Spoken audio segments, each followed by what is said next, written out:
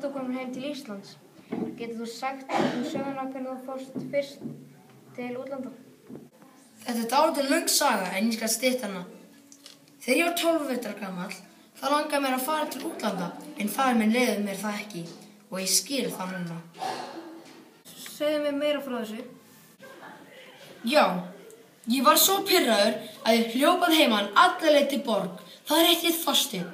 Hann var nýkominn heim frá systur sinni og þar fann hann út að hann ætti litla dóttir sem heit Helga.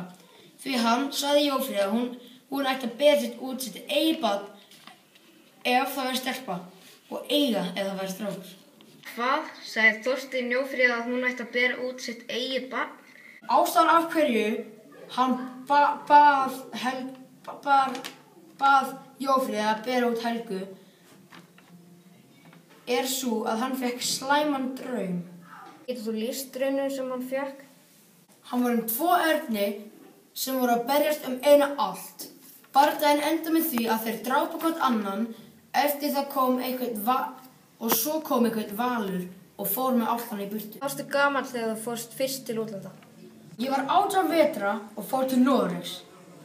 Þegar ég kom þangað hélt ég að ég ætti að segja eitthvað ljótt til konunginn svo ég gerði grín af pabban sem var drepinn af þræl í Svínahlöðu.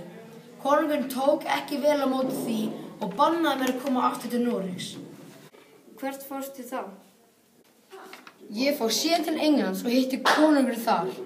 Hann gaf mér sverð í verðlaun fyrir að drepa Þórorm.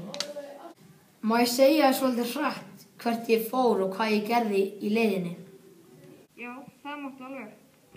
Eftir Englands fór ég til Írlands og bjó til kvæði handa konunginn og ég fekk litla gjöf frá honum. Svo fór ég til Orkney og gerði akkurat það sama og fekk líka aðra gjöf. Ok, eitthvað fleira sem þú hefur að segja? Já, svo fór ég til Svíþjóðar og var hjá Jarli yfir jólin. Þar hitti ég Hrafn. Við erum ekki nú góðir vinir lengur. Eftir það fór ég svo heim til Íslands til að hitta Helgu. Ég þarf að komast að giftingu Helgu eins fljótt og ég kemst. Takk fyrir þetta, Gunnlaugur.